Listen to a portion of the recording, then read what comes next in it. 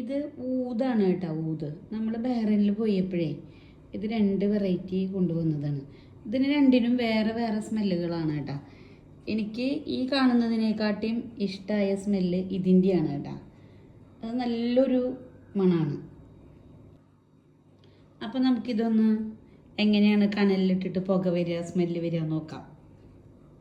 ഈ കാണുന്ന ഹോളുകളുള്ള പാത്രത്തിലാണ് കേട്ടോ നമ്മൾ പുകയ്ക്കാൻ പോണത്. നമുക്ക് പൊട്ടിച്ചിട്ട് നോക്കാം എങ്ങനെയുണ്ടെന്ന്. ഇത് ഞാൻ കുറേ ഉപയോഗിച്ചതാട്ടാ. ഇതിങ്ങനെ തുറക്കുമ്പോൾ ഒരു അലുമിനിയം ഫോയിലൊക്കെ പൊതിഞ്ഞ് ഭംഗിയായിട്ട് വെച്ചിട്ടുണ്ട്. അതിൻ്റെ അടിയിൽ ഇതാ ഇത്രയും പോന്ന് ബട്ടൺ പോലെയാണ് കേട്ടോ കാണാം. പക്ഷെ ശരിക്കും ഇത് ഇത്രയൊന്നും വേണ്ട. നമുക്ക് നമ്മുടെ റൂമൊക്കെ നന്നായിട്ട് പുകയണമെന്ന് വെച്ചെങ്കിൽ ഇതിൻ്റെ ഹാഫ് പോലും വേണ്ട. നോക്കി നോക്കാം. ഇതാ കണ്ട കനൽ. ഈ കനലിലേക്ക് നമുക്കത് പൊടിച്ചിടാം കേട്ടാ. പൊട്ടിച്ച പീസ് കാണും ഇതിൽ.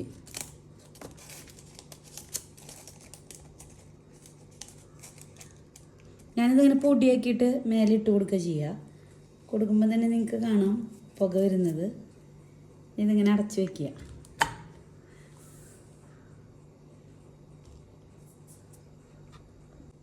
ഞാനിപ്പോൾ റൂമിൽ ലൈറ്റ് ഓഫ് ആക്കിയതാണ് കേട്ടോ. പുക വരുന്നത് നല്ല ഭംഗിയിൽ കാണുന്നില്ലേ? ഇതാണ് ഊത്.